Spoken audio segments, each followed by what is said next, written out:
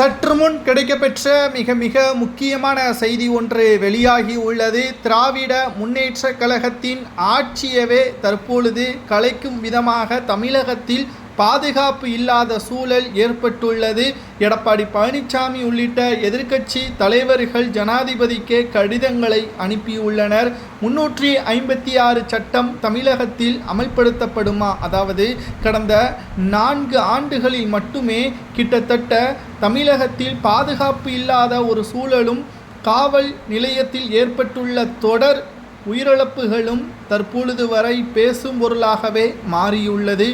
உயிரிழந்தவர்களுக்கு அரசு வேலை மற்றும் வீடு வழங்கினால் இந்த பிரச்சனை முடிந்துவிடுமா?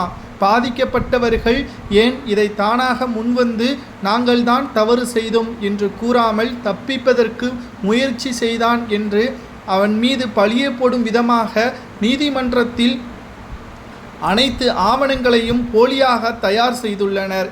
இதுவே அரசு சார்ந்த ஒரு குற்றவாளியாக இருந்தால், அதாவது ஆளும் கட்சிக்கு சார்ந்த ஒரு குற்றவாளியாக இருந்தால் அவர்களுக்கு ராஜ மரியாதை. ஆனால் விசாரணைக்கு அப்பாவிகளை அழைத்து சென்றால் நிச்சயம் அவர்களை ஒட்டுமொத்த வாழ்க்கையும் கேள்விக்குறியாகும் விதமாக மாற்றுவதற்கு காரணம் என்ன? ஏன் அண்ணா பல்கலைக்கழக மாணவி விவகாரத்தில் கைது செய்யப்பட்ட ஞானசேகரனுக்கு மட்டும் கிட்டத்தட்ட மிகப்பெரிய ஒரு பாதுகாப்பு, அது மட்டுமல்ல காலையில் கைது மாலையில் வீடு, கிட்டத்தட்ட அவர் மீது வழக்கு பதிவு போடப்பட்டாலும் வீட்டிற்கு அனுப்பினார்கள் காவல் ஆணையாளர் என்ற தகவலையும் நம்மால் பார்க்க முடிந்தது.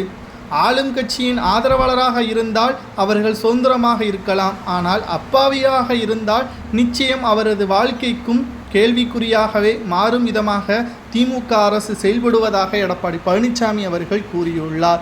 இனியும் திமுகவை மக்கள் ஆதரிக்க மாட்டார்கள்.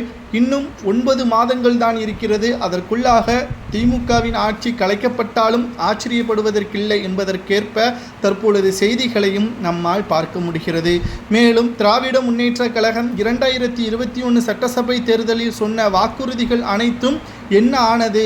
20% கூட நிறைவேற்றவில்லை என்ற தகவலையும் நம்மால் உறுதியாக கூறலாம். அது மட்டுமல்ல, திராவிட முன்னேற்றக் கழகம் அதிமுகவின் ஆட்சியில் முடிவுக்கு வர வைக்கப்பட்ட திட்டங்கள் அனைத்தும் காலதாமதமாக நிறைவேற்றி அது திமுகவின் திட்டங்கள் என்று கூறியதாகவும் எடப்பாடி மிகப்பெரிய ஒரு குற்றச்சாட்டையும் முன்வைத்துள்ளார்.